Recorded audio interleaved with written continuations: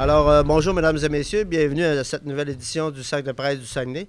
Ce matin, nous avons le plaisir de recevoir trois invités, dont M. Jean-Pierre Bergeron, acteur bien connu, réalisateur également, un petit gars de la rue Saint-Hubert à Jonquière, et également M.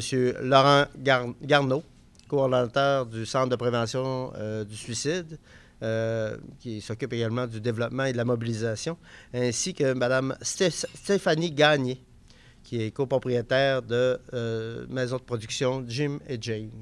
Alors, bienvenue. Et l'ouverture va se faire par M. Bergeron. À tout à l'heure. Bien, merci beaucoup. Puis merci beaucoup d'être venu en si grand nombre ce matin. C'est très apprécié. Je suis venu vous parler de quelque chose d'important avec mes collègues. C'est la semaine de la prévention du suicide. Bien, d'abord, moi, je veux dire que je suis content d'être vivant. Et qu'une question, je pense qu'on se pose, beaucoup d'entre nous dans la vie, à un moment donné, c'est est-ce que ma vie vaut la peine d'être vécue? Et puis, aujourd'hui, il y a des gens qui pensent au suicide dans le monde et au Saguenay, à Saguenay.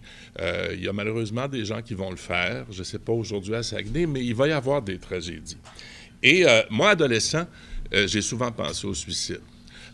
En ce qui me concerne, le fait de grandir homosexuel dans une société largement homophobe ajoutait une pression extrême au processus de l'adolescence. Alors, moi, je lance un appel aux personnes qui, présentement, sont tentées par le suicide, et particulièrement aux jeunes gays, lesbiennes et transgenres qui sont découragés parce qu'ils reçoivent trop d'agressions, parce qu'il y a trop de honte, parce qu'ils ne sont plus capables.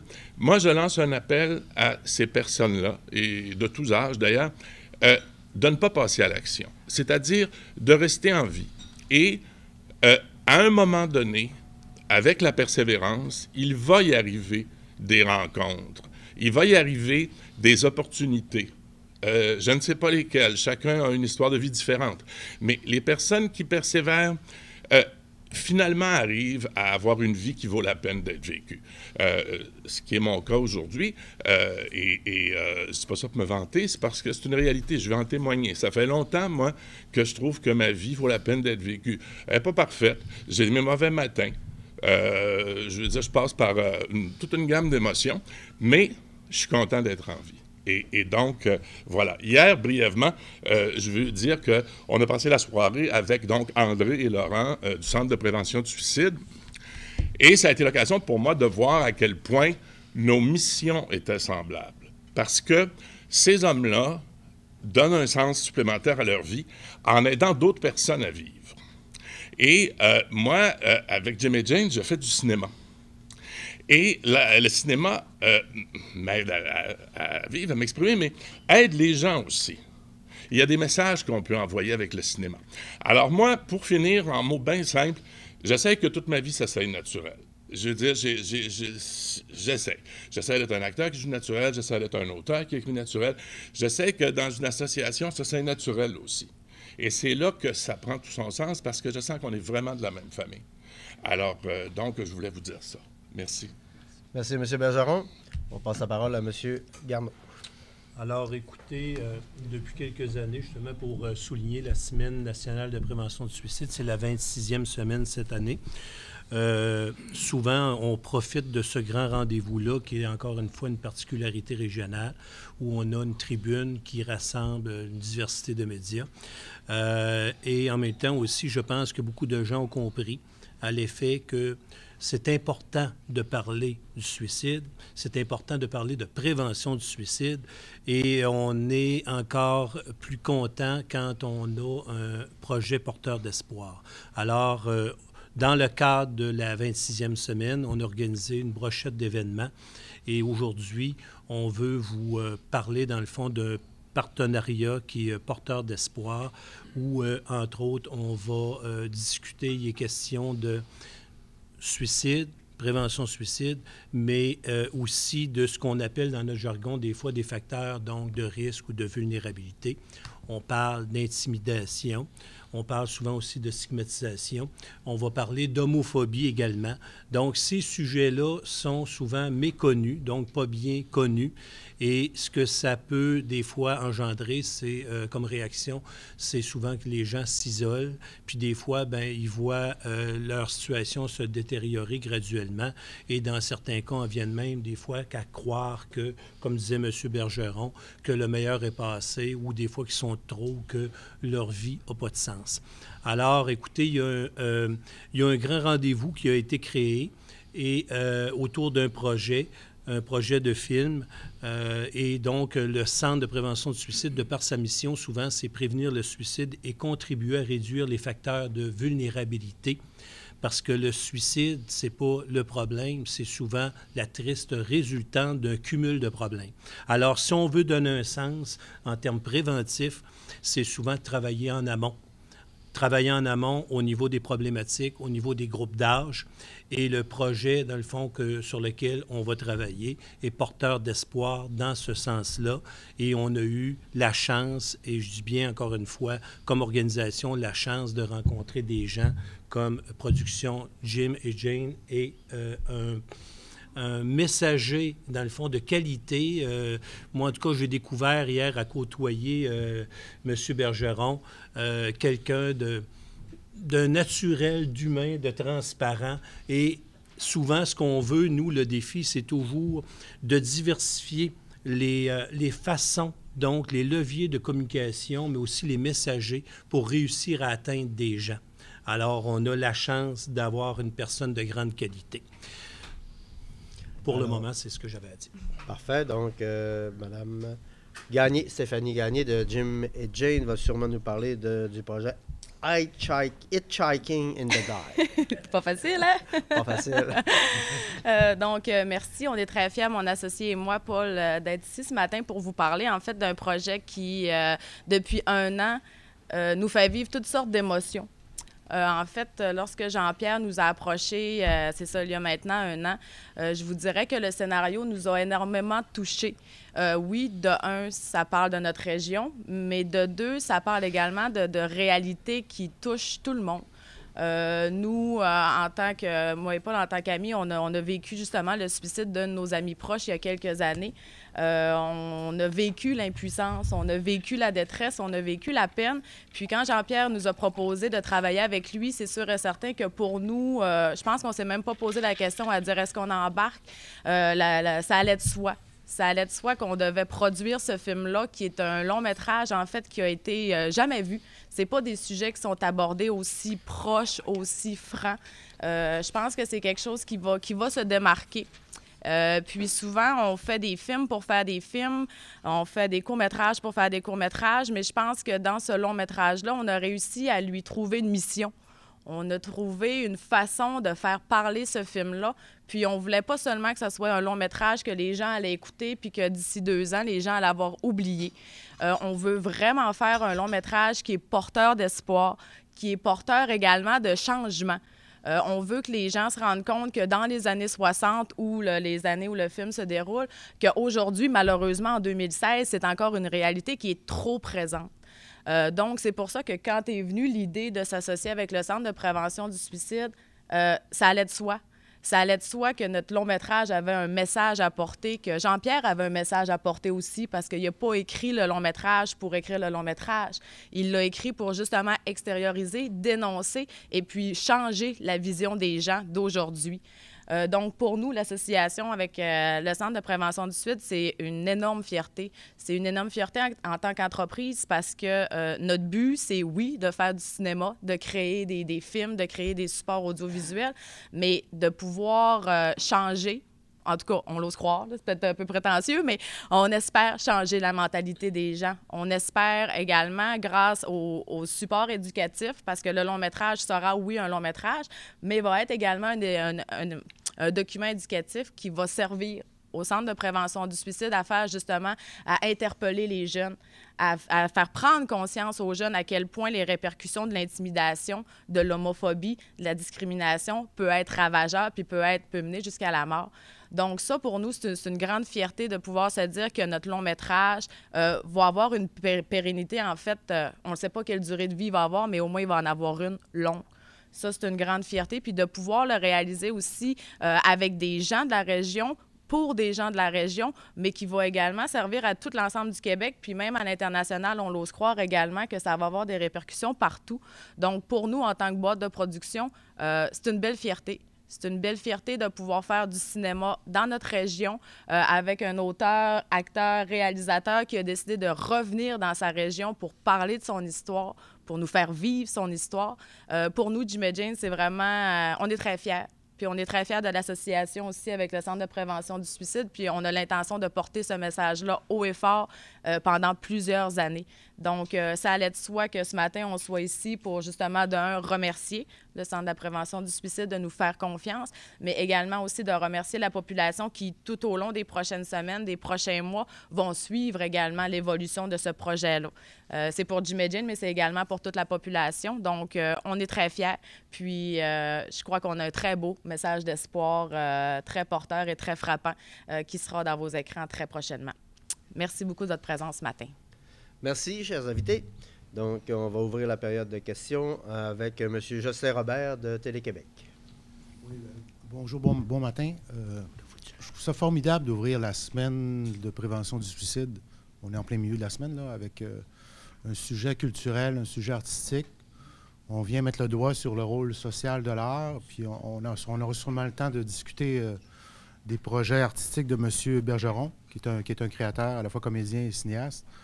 Et je le dis parce que je trouve qu'on est un peu timide parfois à traiter des sujets culturels, alors qu'on est dans une région tout à fait innovante et tout. Alors, je salue l'initiative du Cercle de presse de nous amener un beau sujet comme ça ce matin, qui nous permet aussi de traiter d'un enjeu majeur. Okay? Puis je voudrais juste vous ouvrir la porte à des constats. M. Bergeron, M. Garneau aussi, vous avez vécu l'intimidation, vous l'avez dit souvent dans le passé.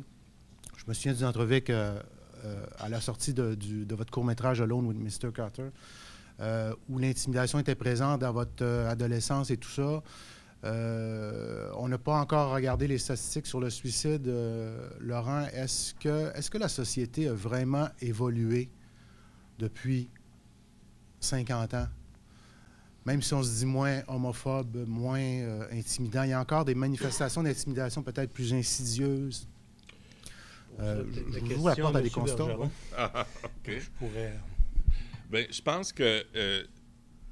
pense que c'est excellent votre question parce que, oui, c'est sûr qu'il y a eu un progrès, d'abord, premièrement, sur le plan légal en ce qui concerne l'homosexualité, et puis il y a un progrès social aussi, ça c'est certain. Alors, donc, il y a un malaise qui est beaucoup moins fréquent qu'avant. Mais vous savez, dans les écoles, en mots simples, ça joue dur. Dans les écoles, dans les fonds de cours, vous savez, moi, je me suis beaucoup fait crier tapette. Puis il a fallu que je vois Lucien Bouchard, que je sache est hétérosexuel, dire sur YouTube qu'il avait vécu la même chose juste parce qu'il étudiait au classique. C'est ça qui m'a donné le courage de dire le grand mot, le mot écouté ici ce matin. C'est une des premières fois que je le dis. C'est une des premières fois que je dis en mots très simples c'est quoi l'intimidation que j'ai vécue. Puis les menaces, puis de faire courir après l'école, etc. et tout et tout. Et donc, dans les écoles, c'est encore très, très, très problématique. Par contre, il y a maintenant des travailleurs sociaux, il y a des corps policiers qui amènent des gens à parler dans les écoles. Alors ça, progressivement, ça va continuer à changer. Je vous dirais qu'un changement de mentalité, c'est du moyen-long terme. Il faut l'entretenir aussi. Fait que oui, je pense qu'il y a des améliorations qui se sont amorcées. Il y a des politiques. Ça prend toujours une volonté politique claire aussi. Alors, derrière des politiques, derrière des directives, il y a malheureusement des événements. On ne peut pas, des fois, reculer la situation, mais faisons en sorte que ce ne soit pas arrivé pour rien. Hein. C'est beaucoup comme ça qu'on travaille. C'est dans l'application aussi, souvent. On regarde dans à peu près toutes les organisations, il y a des politiques pour contrer la violence, tolérance zéro. Mais en même temps aussi, il faut en faire la promotion, il faut faire des rappels, il faut en même temps aussi sécuriser les gens qui en sont victimes assez pour que, entre une double contrainte de dire, ben j'ai toujours espoir que ça cesse. Et dans ce sens-là, je suis mieux de ne pas en parler parce que la peur des représailles. Et si je me mets à table, est-ce que je vais être sécurisé et est-ce que ça va avoir une portée? Fait que c'est souvent ça aussi. Donc, ça prend souvent des directives, des procédures claires et au-delà des écrits, donc des personnes, des responsables de l'application, je dirais, de toutes ces normes, ces lois-là. Ça prend aussi, je pense, une présence, diversifier les messagers, parce que des fois, on peut penser qu'il y a un visage. Hein? On parle, entre autres, de personnes, par exemple, de gays, de lesbiennes, mais il y a une diversité de profils aussi. Alors, c'est important en même temps aussi de faire de l'éducation dans ce sens-là pour que les gens, des fois, ne fassent pas des liens erronés. Puis que finalement, peut-être qu'au début, ils vont dire, bien, pour un gay, il est correct. Puis après ça, graduellement, ça va être, bien, c'est une bonne personne, hein, tout court. Alors, et il faut entretenir en même temps, je dirais, tous ces changements-là. Merci. Deuxième question sera posée par M. Normand Boivin du Progrès Dimanche Le Quotidien, sera suivi de M. Louis Martineau de TVA. Oui, la question s'adresse peut-être davantage à M. Garneau. Concernant justement, quand on parle de donner de l'aide à une personne suicidaire, peu importe la raison pour laquelle elle est suicidaire, on a un exemple, en tout cas peut-être récent, qui n'est peut-être pas encore confirmé, mais une personne qui a demandé de l'aide, puis finalement, pour des raisons qu'on ne sait pas, a décidé d'arrêter, puis peut-être de passer à l'acte. Mais justement, on a l'impression qu'une personne suicidaire, en fait, la question que je me pose, c'est est-ce que c'est souvent une crise temporaire, que c'est une tempête qu'il faut contrer, puis un coup que la tempête est contrée, c'est réglé, puis on peut penser à des jours meilleurs, ou est-ce que c'est souvent un recommencement, c'est un état qui fait qu'il faut constamment être à l'affût. Je ne sais pas si vous comprenez ce que je veux dire. Statistiquement, est-ce que vous avez une idée de ça? Si c'est souvent des crises temporaires ou si ça peut être un mal-être? C'est certain que dans le fond, la particularité du suicide, c'est que ça demeure une réalité multifactorielle. Ça veut dire qu'il n'y a pas une trajectoire, il n'y a pas un chemin. Il y a des histoires, dans le fond, des profils, etc. Je vous dirais que souvent, en tout cas, la porte d'entrée, des fois, il peut nous arriver une tuile, un contre-coup. Une personne peut se retrouver des fois avec, déstabilisée, alors que d'habitude, cette personne-là est en mesure de faire face aux événements de la vie. Des fois, il nous arrive comme trop de choses en même temps, ou des fois, c'est trop costaud. Alors, je dis souvent aux gens, c'est certain que l'alimentation, le sommeil, les activités, les besoins fondamentaux, là, si ça, c'est compromis, ça prend plus qu'une bonne jase. OK? Alors, souvent, un autre tantôt, de se mettre en mode écoute, d'être capable, des fois, si on connaît la personne, d'aller vers elle, de vérifier en même temps, des fois, si on remarque des changements de comportement, comment ça va, etc. Est-ce que cette personne-là vit des choses difficiles? Puis après ça, bien, de l'amener graduellement à atterrir à bon port, dépendamment de la situation. Atterrir à bon port, c'est d'utiliser des services. Mais souvent, donc, si on se rend compte que cette personne-là, de la négligence sur sa personne, des intérêts généralisés, trouble du sommeil, trouble de l'appétit, changement de comportement, une personne qui s'isole ou des fois de consommation soudaine, alcool, drogue, etc., ou même aussi des propos suicidaires, il ne faut pas prendre à la légère. Alors, moi, ce que je vous dirais, c'est d'amener la personne à ce moment-là, consulter, puis voir est-ce que cette personne-là, dans le fond, est en dépression. Et à ce moment-là, donc, des fois, ça peut prendre aussi un suivi, une médication appropriée. Le suicide, c'est pas quelque chose qui s'attrape. C'est pas parce qu'un jour, on pense au suicide qu'on va toujours être suicidaire. Les idées suicidaires, le comportement suicidaire peut être réversible dans mesure où on a une aide appropriée et graduellement, donc, on va trouver des solutions par rapport à sa situation problématique. Mais on s'entend pour dire qu'une personne qui pense au suicide, c'est une personne qui est souffrante. On ne pense pas au suicide par gaieté de cœur. Souvent, la personne, ce qu'elle veut, c'est tuer sa souffrance. Si elle arrêtait de souffrir, elle voudrait continuer à vivre. D'où l'importance, par contre, quand une personne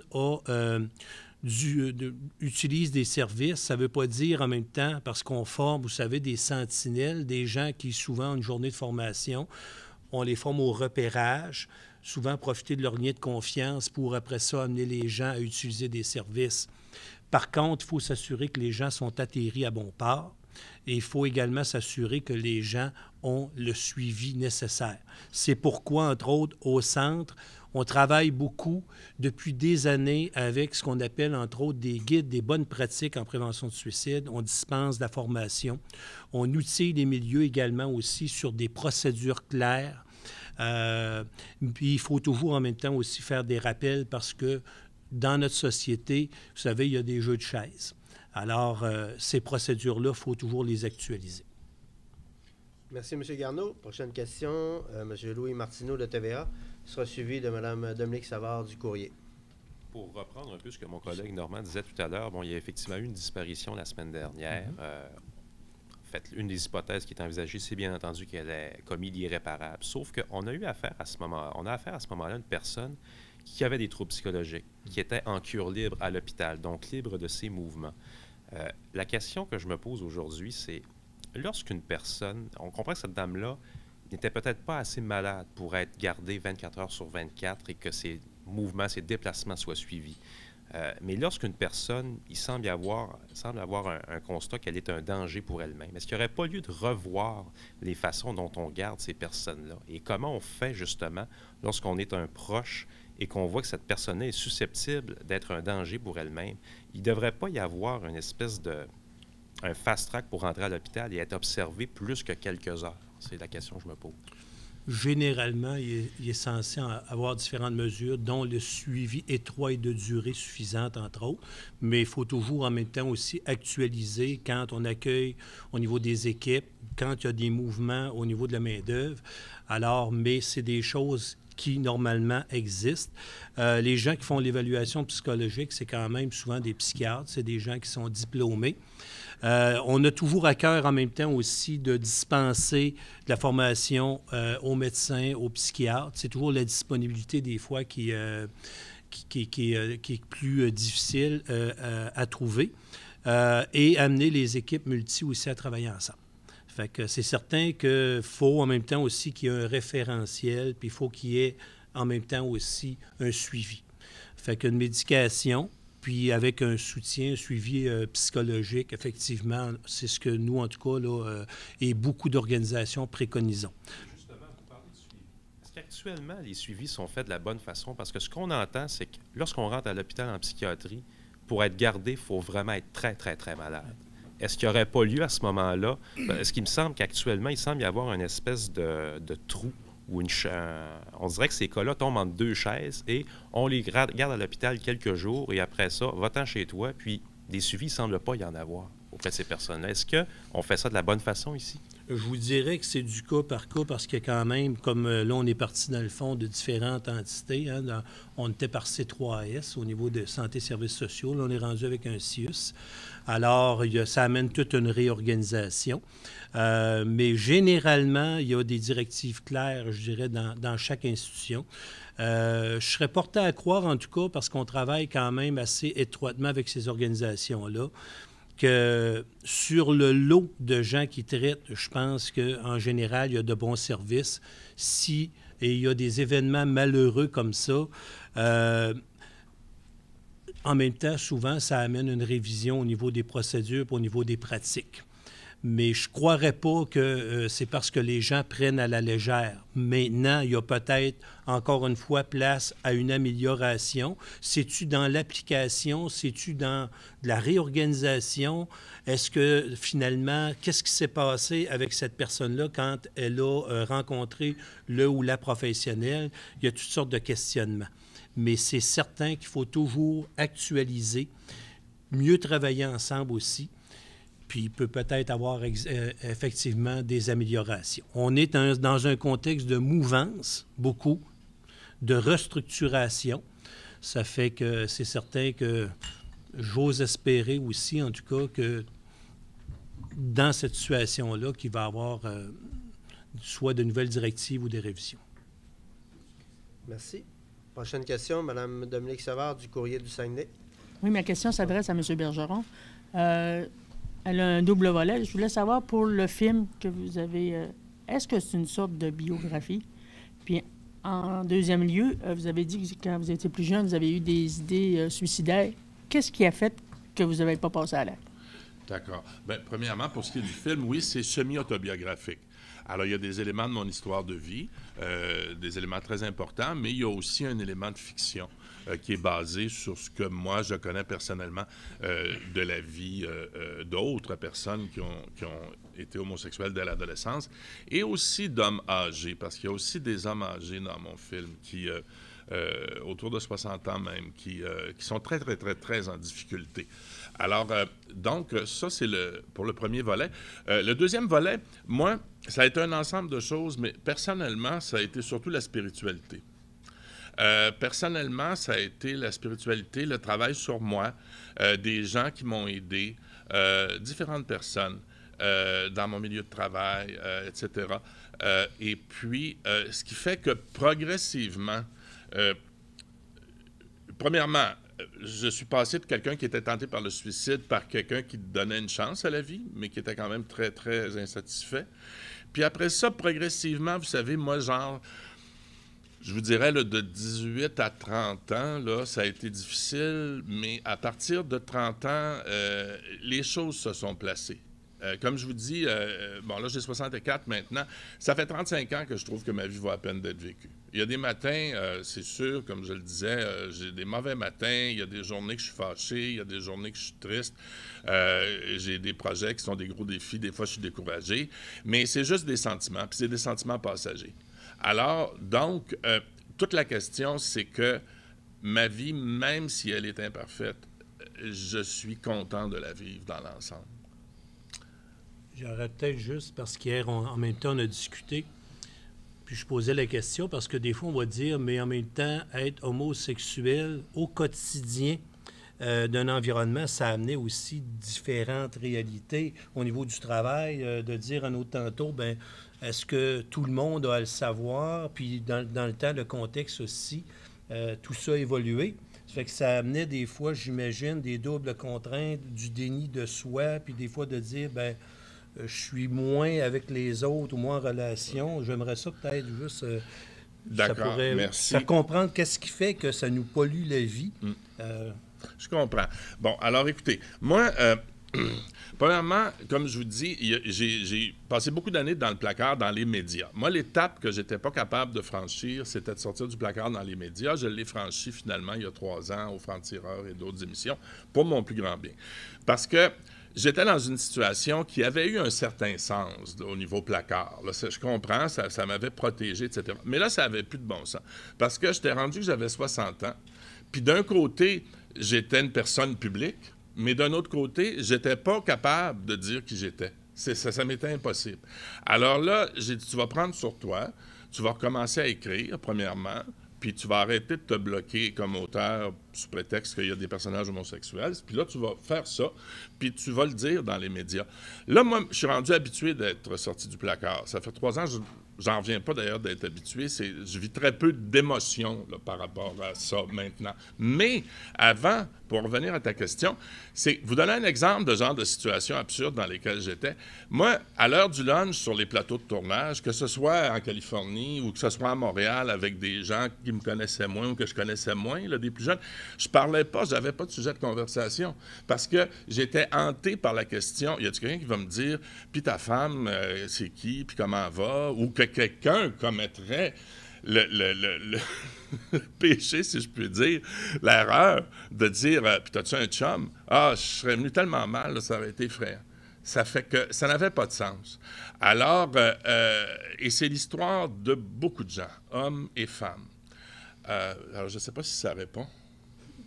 Ça nous branche en tout cas plus sur les états d'âme, les doubles contraintes dans lesquelles souvent la peur des représailles. Puis, Oui, parce que une chose que je veux dire, c'est que, sincèrement, c'est pas pour m'inventer, là, c'est juste un fait. Être acteur, c'est une des rares jobs où c'est très difficile de sortir du placard. Parce que, comme acteur, tu véhicules des images de genre, de masculin, féminin, etc. Et puis, je veux dire, bien sincèrement, dans les acteurs qui jouent d'habitude des rôles assez masculins, là, ou très masculins, je suis le premier au Québec qui sort du placard. Parce que et c'est pas pour rien que je suis le premier, c'est parce que c'était même 1 an avant ma sortie du placard, moi, je savais absolument pas si on me permettrait de continuer le même genre de rôle, de jouer le même genre de rôle. Je savais pas. Moi, j'étais prêt à plus jouer du tout, de toute façon. Je dis, si c'est ça que ça prend pour être moi-même, ben, j'aime mieux être moi qu'être un acteur. Puis, donc, j'étais pas non plus... Une autre chose aussi, vous savez, sortir du placard, c'est une décision qui peut être financière aussi. Moi, dans ma vie, j'ai eu la chance d'avoir des bons revenus en annonçant dans la publicité différents produits généralement associés aux hommes, qui pourraient être associés aux femmes d'ailleurs. Là, tout ça, c'est tout en train de changer, je l'espère. Mais comme de l'huile à moteur, des autos, etc. Bien, moi, j'avais aucune garantie là, que je pourrais retrouver ces contrats-là. J'avais aucune garantie. Mais je l'ai fait pour mon plus grand bien. Puis j'espère que de plus en plus de personnes publiques vont le faire. Je pense que les professeurs sont dans une situation très difficile aussi, parce qu'il y a un grand mélange entre l'homosexualité et la pédophilie chez certaines personnes. Donc, il n'y a pas plus de pédophiles chez les homosexuels que chez les hétérosexuels. Même, je crois qu'il y a des statistiques qui disent qu'il y a plus de pédophiles chez les hétérosexuels. Mais dans tous les cas, ces deux phénomènes n'ont aucun lien. Et malheureusement, il y a une éducation à faire à ce niveau-là. Alors, je voulais mentionner ça aussi. Excellent. Prochaine question, Mme Sterling Forestal, une étudiante en ATM. Oui, Monsieur Bergeron, ma question s'adresse à vous. Pour avoir vécu en région et en ville, est-ce que vous remarquez qu'en région, les gens sont plus conservateurs, ils acceptent moins l'homophobie qu'en ville? Bien, écoutez, moi, j'ai connu la région surtout quand j'étais jeune. Et puis, c'est sûr qu'arriver à Montréal, c'était un havre. C'était un havre extraordinaire. C'était comme là, tu arrivais, tu étais un réfugié. Quand tu arrivais jeune homosexuel, non, mais c'est vrai. Tu arrivais... Là, moi, j'ai découvert plein de choses. Moi, j'ai découvert qu'il y avait beaucoup d'homosexuels, chose que je ne savais pas. J'ai découvert qu'il y avait des bars, des lieux de rencontre, mais qu'il y avait une fraternité. Et ça, c'est nécessaire chez les minorités. C'était très important. Moi... dans un sens, j'ai été pris en charge un peu par des personnes de la communauté homosexuelle à Montréal, des gens qui m'ont écouté, etc. Puis ça a été une expérience très, très saine. Pour revenir aux différences, oui, je continue à entendre de personnes qui vivent dans la région ou en région qu'il y a plus d'homophobie en région. Alors, moi, personnellement, je n'en ai pas été témoin de ça, mais j'entends ça ici et là. Je suis peu en mesure de l'évaluer parce que moi, au Saguenay, je fréquente un milieu qui est le vôtre, finalement, etc., où ce que c'est vraiment comme à Montréal. Alors, ça ressemblerait à ça, ma réponse. D'après vous, à part le fait d'être conservateur, est-ce qu'il y a d'autres raisons qui pousseraient les gens en région à être moins ouverts à cela? Je ne sais pas. Qu'est-ce que tu penses de ça, Stéphanie, peut-être? Ah oui? C'est mon tour. Bien, en fait... je pense qu'en région, la différence avec la grande ville, c'est que c'est justement les gens, c'est plus petit, c'est plus fermé. Je pense que les gens, on est, je peux pas dire pas habitués à ça, mais c'est quelque chose d'inhabituel. Donc, je pense que les gens ont toujours une drôle de réaction, mais je pense qu'on le voit depuis les dernières peut-être 5 ou 6 ans, avec tout justement le travail qui était fait en amont de justement diminuer la discrimination, réduire l'homophobie. On en voit de plus en plus de jeunes. Fait que moi, je suis heureuse de me dire que dans les prochaines années, la tendance va être que au Saguenay ou en région, ça va être similaire qu'à Montréal, que les choses vont changer, que les jeunes vont avoir moins peur justement d'exprimer leurs orientations. Puis ça, bien, un jour, ça va s'éteindre en région aussi, comme à Montréal. Maintenant, homosexuel ou pas, on a le droit de vivre. Je pense que ça, c'est une réalité qui est dans la grande ville qui, bientôt, puis j'ose croire qu'avec le long-métrage qu'on va produire aussi, qui va être diffusé dans les écoles, qui vont être présentés aux jeunes, vont leur permettre de se dire... gars, je suis une femme, je suis un homme, je suis un humain qui a le droit à mes décisions, pas à mon orientation, puis c'est pas ça qui va m'empêcher de vivre. Puis il n'y a pas personne non plus qui va m'empêcher de vivre ma sexualité. Fait que moi, je pense que oui, on peut dire que dans les régions, c'est plus difficile, c'est plus fermé, mais je suis confiante que la tangence va changer, que la tendance va s'enligner pour une liberté d'expression de soi, puis que, justement, que le fait que Jean-Pierre aussi prenne la parole, puis, tu sais, des fois, c'est fou quand on se pense qu'il a sorti du placard à 60 ans. T'sais, il a vécu ça en dedans de lui pendant 60 ans. C'est incroyable. C'est impensable de se dire que ma petite fille qui va peut-être être lesbienne dans 10 ans va vivre avec ça 60 ans renfermée. Je pense que c'est intolérable. Je pense que dans une situation, dans une société où on est aujourd'hui, il faut que les jeunes s'acceptent, puis je pense qu'il faut que les gens apprennent à accepter la différence aussi. Donc, je pense que la société est dans un tournage. La région va prendre un tournant également. Puis, je pense que le message porteur d'espoir de Jean-Pierre, qu'on va transformer aussi en espoir chez les jeunes grâce au Centre de prévention du suicide. Je pense que d'ici quelques années, j'ose croire qu'être homosexuel va être aussi normal que d'aller prendre une marche avec son chien. M. Garneau, un petit commentaire complémentaire. On parlait aussi, parce qu'on a parlé en même temps de stigmatisation, on a parlé d'intimidation. Là, on parle en même temps, effectivement, sortir du placard. Hier, je faisais part à M. Bergeron d'une réflexion que j'avais eue, de par les rôles souvent, quand ils m'ont dit, dans le fond, Jean-Pierre Bergeron a été victime d'intimidation. Il a pensé au suicide. Puis homosexuel, je tombais un petit peu en bas de ma chaise. Parce que je pensais plus à M. Bergeron comme étant le gars qui, entre autres, dans Cruising Bar, mettait de l'acide dans la bière. C'était plus le mauvais garçon qui faisait souffrir les autres que la personne qui pouvait souffrir. Alors, il y avait un contraste là qui était très fort et finalement, on ne sait pas toujours ce qui se passe dans la tête des gens. Alors, il y a une diversité de profils. En région, il y a peut-être une plus grande concentration au niveau des profils. Puis graduellement, bien, plus on éduque, on renseigne, on rapplique, on propose une diversité de modèles, je pense que les réactions et les mentalités se réajustent. Alors, ça engendre des fois, la méconnaissance engendre souvent des réactions de rejet. On porte des jugements sévères, voire même de la violence parce qu'on n'a pas parlé beaucoup. Mais en même temps, je ne pense pas que ça a toujours été rose, même le fait de vivre le déni de soi-même, mais aussi des fois d'être victime, la peur des fois de se faire rabrouer ou autre. Les gens vont dire « Ouais, mais il était capable de se défendre, là. » Bien, ça, si tu permets, je vais en parler 2 minutes parce que c'est un sujet extrêmement grave. Puis, vous savez, c'est peut-être le sujet que sur lequel je trouve le plus difficile de m'exprimer parce que c'est gênant de parler de ça. C'est... moi, bien, premièrement, je n'étais pas baraqué quand j'étais petit gars, là, ça fait que ça, il y avait cette donnée-là. Mais j'ai vécu, sincèrement, là, moi, j'ai vécu plusieurs années dans la hantise de me faire blesser physiquement. J'ai été couru après l'école, je ne sais pas combien de fois. J'ai été... je vous dire qu'à part le volet insulte puis être ridiculisé, là, moi, j'ai vécu... j'ai vécu au moins 7-8 ans ayant peur pour ma sécurité physique. Alors ça, il ne faut plus que ça arrive en 2016. Il ne faut plus que ça arrive aux jeunes d'aujourd'hui. Parce qu'il faut leur éviter un gaspillage de temps inutile. C'est très, très, très important. Je voulais ajouter ça. Merci. Prochaine question, M. Carole Néron, suivi de M. Jocelyn Robert.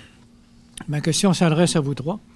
Corrigez-moi si je me trompe, je pense qu'au Québec, on est une des sociétés qui est, au monde, toute proportion gardée, qui est le plus touchée par le suicide. Je pense que j'ai entendu ça récemment. À quoi attribuer ce phénomène? Pourtant, on dit qu'au Québec, on est une société évoluée, ouverte, et pourtant, il y a des gens qui sont désillusionnés au point de se suicider. De l'autre côté, je pense aussi que ce serait peut-être une erreur d'identifier une classe, une partie de la société comme les homosexuels, qui sont plus touchés que d'autres. On avait ici récemment, par exemple, quelqu'un qui était dans le monde de l'agriculture, où on dit qu'au Québec, il y a beaucoup, beaucoup d'agriculteurs qui se suicident. Il y a également des hommes qui vivent mal une séparation et qui se suicident. Alors, est-ce que le Québec est désillusionné au point d'avoir un des taux de suicide parmi les plus élevés au monde? Et pourquoi ça touche toutes les classes de la société? À quoi faut-il attribuer le phénomène? Économique, acceptabilité sociale ou peu importe?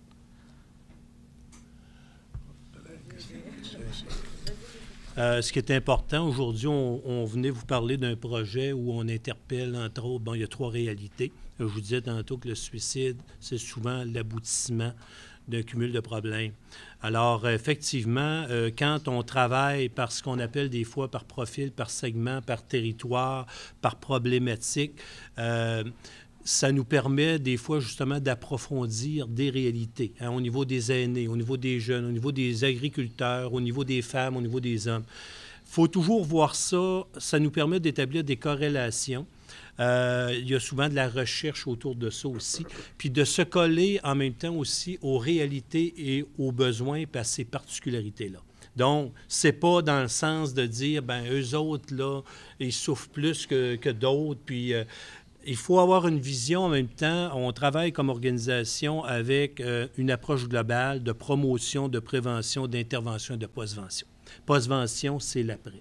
Et en même temps aussi, on se documente beaucoup pour adapter justement nos outils, nos programmes. Comme société, écoutez, je n'ai pas de réponse. Je sais une chose, par contre, je suis allé il y a quelques mois, entre autres, dans un congrès et il y avait un scientifique, un sociologue, et moi, j'aurais passé la journée avec. J'ai aimé beaucoup. On en parle moins comme société, mais lui a été capable d'établir, entre autres, des corrélations directes entre les taux de chômage, certaines réalités, la consommation, entre autres, d'alcool, parce que c'était relié aussi, les taux de suicide. C'est certain que les dimensions, je dirais, socio-économiques, quand on est dans des périodes, des fois, soi-disant, d'austérité, ça fragilise le tissu social. Alors, des couples, des fois, qui fonctionnaient moins bien, se retrouvent avec des problèmes financiers, mais ça n'explique pas tout. Alors, on parlait tantôt de changement de mentalité par rapport à certaines réalités. Fait que c'est certain que, comme organisation, si on travaille à mieux faire connaître des réalités, bien, ça permet en même temps de briser l'isolement. On travaille sur la promotion de la demande d'aide, entre autres chez les hommes. On sait qu'il y a 60... Là, c'est plus 80 %. J'ai lu que c'était environ 75 % du nombre de suicides au Québec, c'était des hommes. Fait qu'il faut adapter les programmes, il faut adapter les services en même temps, pas enlever aux femmes pour donner aux hommes, mais tenir compte en même temps aussi de qu'est-ce qu'on s'impose comme gars, qu'est-ce qui fait qu'on demande de l'aide ou pas, est-ce que les services sont adaptés, est-ce qu'ils sont connus. Donc, il y a beaucoup de leviers finalement qui sont mis en branle comme société. Je pense en tout cas qu'il y a des efforts. Puis on avait une stratégie d'action spécifique par rapport au suicide, entre autres. C'était au Québec, c'était une force qu'on avait. Elle est disparue, cette stratégie-là. On est fusionné en santé mentale. Ça peut être correct aussi, mais il reste qu'il faut toujours travailler à faire de la promotion de saines habitudes, de bons comportements, de la prévention, se rapprocher des groupes à risque, de l'intervention quand les gens ont besoin d'aide, puis de la postvention quand il arrive des événements, des tragédies, qu'on grandisse par ça. À même titre qu'en santé et sécurité, il y a des mesures qui sont prises souvent à la suite de tragédies. Alors, c'est la réponse que j'aurais, mais il y a plusieurs facteurs. Merci. Prochaine question, M. Jocelyn Robert de Télé-Québec, sera suivi de M. Louis Martineau de TVA. Ma question s'adresse à M. Bergeron. En fait, on vous a connu depuis quelques décennies comme comédien, mais on vous voit plus comme créateur maintenant. Qu'est-ce que l'écriture, vous l'avez un peu abordé tantôt, mais je vous pose quand même la question. Qu'est-ce que l'écriture vous a apporté en tant qu'individu, puis peut-être aussi, qu'est-ce que vous avez envie qu'on retienne de votre cinéma ou Je vous remercie. Qu'est-ce que vous voulez nous dire? Ouais. Question. Oui. Alors, donc, on est dans des sujets très graves ce matin. La vie, la mort, et je vais reparler de la mort un peu. Moi, vous savez, un jour, je vais mourir. On va tous mourir à un moment donné. Moi, je n'ai pas d'enfant. Je ne suis pas une personne de relation très proche, je fais comme ça, puis je suis bien comme ça. Il faut que je laisse quelque chose. Alors, moi, ce que ça m'apporte, c'est que ça donne un sens à ma vie. C'est que je veux que mon séjour sur Terre ait été utile et ait été en accord avec ma nature profonde. Tu sais, je veux que les souffrances passées servent à quelque chose de positif. Alors, c'est pour ça que j'écris, c'est pour ça que je fais des films. Et aussi, vous savez, c'est des retrouvailles qui étaient dues depuis très, très longtemps. Parce que moi, j'ai écrit quand j'étais jeune. J'ai écrit une couple de pièces qui ont eu du succès, qui ont été jouées professionnellement. J'en suis très content. Mais pour faire l'histoire courte, il y avait toujours des personnages homosexuels. Puis comme moi, je n'étais pas capable de sortir du placard dans les médias, j'ai fait une carrière d'acteur dans le placard dans les médias. Puis j'ai eu une bonne vie. C'est pas noir et blanc. Mais comme je vous dis, là, je ne veux pas me répéter, mais rendu à 60 ans, ça marchait depuis ce système-là. J'ai compris que pour que moi, pour faire ce que je sens que je suis supposé faire sur Terre, je ne peux pas être seulement un interprète. Vivre les gens qui sont seulement des interprètes, c'est extraordinaire. Suzanne Clément, c'est une interprète, bravo. Mais que ça me plaise ou non, moi, il faut que j'écrive de la fiction. Mais maintenant, ça me plaît. Alors, ça ressemble à ça.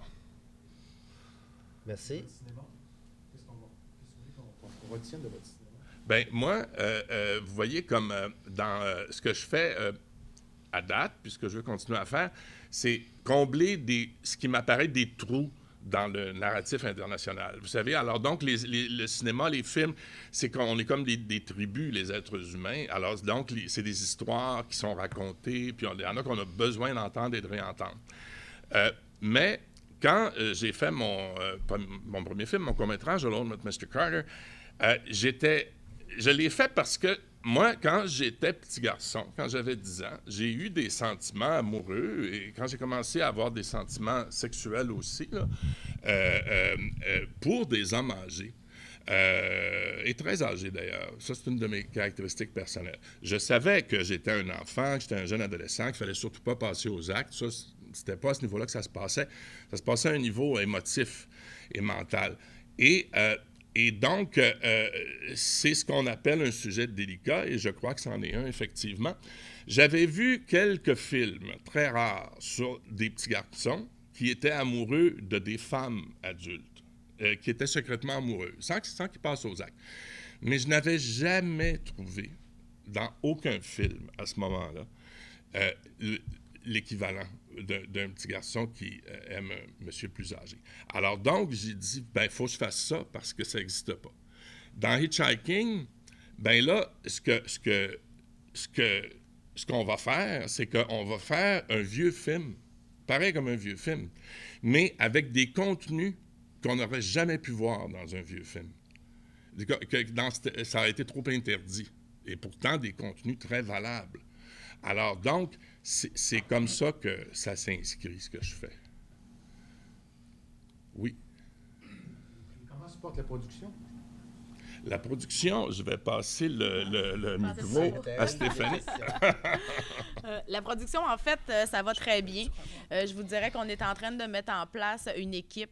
On est en train aussi également de mettre en place le financement. On a travaillé justement avec l'élaboration d'une stratégie avec le Centre de prévention parce que maintenant, comme je disais tout à l'heure, on ne fait plus un film pour faire un film. On fait un film qui a une mission. Donc, ça l'a englobé d'autres départements dans la production. Mais ça va bien. On est en train vraiment de regarder avec former les membres de l'équipe, comment monter justement la stratégie marketing pour aller ramasser des sous parce que le film va être produit à 100% par des dons du public, par des investissements du privé. Donc, ça demande beaucoup de travail, mais la production se porte très bien. Puis, depuis justement qu'aujourd'hui, on peut annoncer à tout le monde notre association, on s'en porte encore mieux parce que ça fait longtemps qu'on a ça ensemble, notre projet d'association. Donc, je pense que la production va être sur un bon envol, puis on espère bien pouvoir commencer à faire jouer Jean-Pierre et réaliser Jean-Pierre dès cet été. En complément, je vous dirais aussi, en tout cas, comme organisation, on a la chance d'avoir un directeur qui est novateur et qui sort des sentiers battus. M. Hull.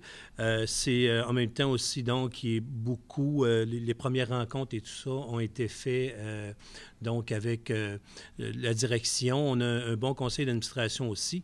Et quand on regardait les motivations et beaucoup aussi, je dirais, la force du message, parce qu'on peut s'en parler rationnellement, là, mais quand on va puis qu'on sonde et on scrute un petit peu le vécu, puis les tragédies des gens qui, des fois, sont isolés et victimes d'intimidation, c'est quelque chose qui nous a interpellés fortement. C'est certain que nous, au niveau de la prévention du suicide, on a quand même des réseaux au niveau provincial, au niveau national. Donc, je pense que ça va être profitable au niveau des connaissances, mais au niveau aussi, après ça, du rayonnement. Pour ce qui est de l'intimidation, pour ce qui est de l'homophobie, comme organisation, c'est certain qu'on va interpeller des organisations. C'est leur spécificité aussi. Ça fait qu'on veut travailler, donc on parlait tantôt de mettre une équipe en place, donc on va interpeller aussi des organisations qui vont être mises à contribution. La déclinaison du film est venue en même temps, c'est un projet, c'est une proposition qu'on faisait dans l'optique justement, entre autres, on voulait une conscientisation, on parle de changement de mentalité. Un film peut être rapidement consommé, hein? Quelques semaines, après ça, on l'a des fois à 99 cents, là, à quelque part. Et c'est pas un genre de long métrage en même temps qu'on mange du popcorn en même temps, là. Ça fait que ce qu'on voulait, puis nous, on a en même temps comme organisation une expertise au niveau des outils, donc de conscientisation. On avait déjà fait des DVD. Alors, ce qu'on dit en même temps, c'est que ce DVD-là, va être un outil de conscientisation éducatif, de mobilisation dans les milieux de travail, dans les écoles aussi. Et ça va amener, en tout cas, une portée plus grande, mais aussi en termes de persistance, ça va être beaucoup plus fort. On a un DVD qu'on a fait il y a 12 ans.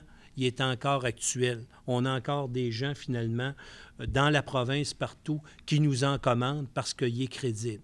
Alors, je pense qu'avec des gens aussi crédibles que M. Bergeron, toute l'équipe, en tout cas, là, de Jim et Jane, quand ils nous ont parlé de ce projet-là, puis après ça, bien, toute la direction, le CA, en tout cas, comme organisation, puis les gens qu'on va interpeller, là, on va produire quelque chose de grandiose qui va contribuer à changer des mentalités, qui va avoir un rayonnement même international.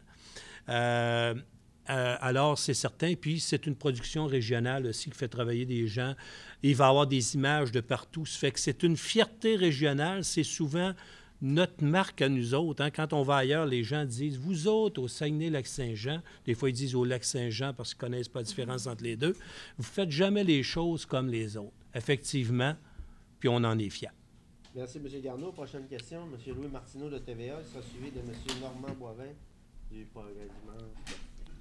M. Bergeron, vous avez fréquenté pratiquement toute votre vie la colonie artistique, le milieu culturel à Montréal, qui traditionnellement, généralement, est peut-être plus ouvert à l'homosexualité que d'autres milieux professionnels. La question que je me pose, c'est si vous aviez été, par exemple, travailleur dans une usine chez Alcan ici ou dans le milieu de la construction, est-ce que votre cheminement aurait été le même? Et sous question, est-ce que c'est plus difficile pour un homme homosexuel dans ces milieux-là de sortir du placard et de s'accepter, compte tenu que c'est peut-être ces milieux-là, peut-être traditionnellement un peu plus macho? Ah oui, dans beaucoup de cas. Dans beaucoup de cas, c'est plus difficile pour les hommes homosexuels de s'accepter, faire leur vie, sortir du placard dans des milieux comme policiers, le sport et aussi l'ingénierie, travailleurs à l'Alcan. Tout à fait.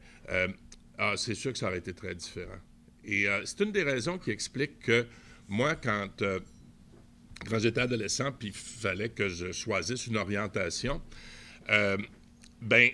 comme beaucoup d'homosexuels de mon âge, je regardais des milieux où je sentais qu'il y avait possibilité. Alors donc, moi, c'est super parce que c'est le milieu artistique, puis dans le fond, ça a contribué à m'envoyer dans le milieu artistique malgré mes peurs comme artiste. Là, tu sais. Ça fait que ça, c'est bien, c'est un beau côté de l'histoire. Mais, tu sais, je me disais, bon, avocat, je trouvais là, que c'était... je trouvais que j'allais avoir de la misère, là, ça va être très, très difficile, ça. Personnellement, je n'étais pas attiré par la prêtrise. Alors, les options, c'était la prêtrise. le domaine de la coiffure, des arts, ça, moi, je ne suis pas artiste visuel, pas dans ce sens-là. Et puis, le milieu artistique, c'était à peu près ça. Alors, donc, pour quelqu'un qui n'a pas de correspondance avec aucun de ces domaines-là, là, où c'est un peu plus facile, bien, c'est très difficile. Et vous savez, il y a des... Vous savez, là, il y a des messieurs qui ont l'air très solides, là. Homosexuels et pas homosexuels, d'ailleurs, je dois dire, parce qu'effectivement, là, on circonscrit sur les jeunes homosexuels, sur l'homosexualité, parce que ça correspond à mon histoire, mais... Vous savez, il y a des messieurs hétérosexuels qui ont 55 ans, qu'on pense très solides, puis qui, au fond, vivent une tragédie épouvantable. Et puis, tu parles avec eux quelques minutes, puis ils viennent les larmes aux yeux, parce qu'ils ne sont pas habitués de parler d'eux. Alors, donc, c'est le début, dans le fond, là, on est dans le début, comme société, d'un nouveau mouvement, parce qu'il y a énormément de changements. Et j'espère que ça va continuer. Donc, il nous reste à peu près 3 minutes. Donc, 2 dernières questions. M. Normand Boivin. Et sont suivies de Mme Frédérique Cormier, étudiante en ATM. Une question courte. C'est vrai, tout à l'heure, quand on parlait de votre casting, je me souviens aussi de vous dans Montréal Ville ouverte. Vous n'étiez pas un enfant de cœur dans votre rôle. Mais vous avez abordé la question, c'était la peur de ce casting-là qui faisait en sorte que vous ne vouliez pas sortir du placard. Ça fait seulement 3 ans. Là, évidemment, vous êtes dans la création, mais est-ce que vous avez senti un changement, justement, dans ce qu'on aurait pu vous offrir depuis ce temps-là? J'ai été surpris, il n'y a pas eu de changement. Il y a eu un agrandissement dans le sens que on m'a proposé de jouer des transgenres et avant ça, je pense pas qu'on m'aurait proposé ça. Fait que là, ils se sont dit, ouais, peut-être que Jean-Pierre, il va être ouvert à jouer ça, là, tout ça. Puis pour mon plus grand plaisir, j'en ai accepté un. C'est une émission à TVA qui s'appelle Complexe G, puis présentement, c'est sur Club Illico et ça va être à TVA plus tard en 2016. Alors, ça l'a augmenté. Je pense même que, vous savez, je suis sûr que le cinéma québécois pourrait me faire jouer un mari. C'est arrivé à Yves Jacques, d'ailleurs. Je veux dire, c'est-à-dire, parce que vous savez, il y a différentes choses. Il y a les policiers, les gangsters, ça, c'est une affaire. Mais il y a l'homme marié. Le monde demande de faire le père de famille, des fois. Si j'étais plus enclin à jouer l'homme marié, ce qui peut arriver à me mener, ça arrive dans les Hitchhiking, d'ailleurs, bien, je pense qu'on me le laisserait jouer sans problème. Je répète, c'est arrivé à Yves Jacques. C'est fantastique. Il jouait un monsieur, mari, père de famille, etc. 6 mois après, il jouait quelqu'un qui était comme Gilda. Puis c'est une marque d'ouverture extraordinaire, vraiment. Alors, voilà. M. Bergeron, Mme Gagné et M. Garneau, je vous remercie de votre participation au Cercle de presse. Ça a été très intéressant. Merci beaucoup pour... donc, toute la tribune, en tout cas, que vous nous fournissez. Puis, si vous connaissez des gens, des fois, qui ont besoin d'aide en tout temps, il y a un numéro, 1-866-APPEL, 24 heures, 7 jours, gratuit, confidentiel. Merci, parce que vous êtes important pour nous.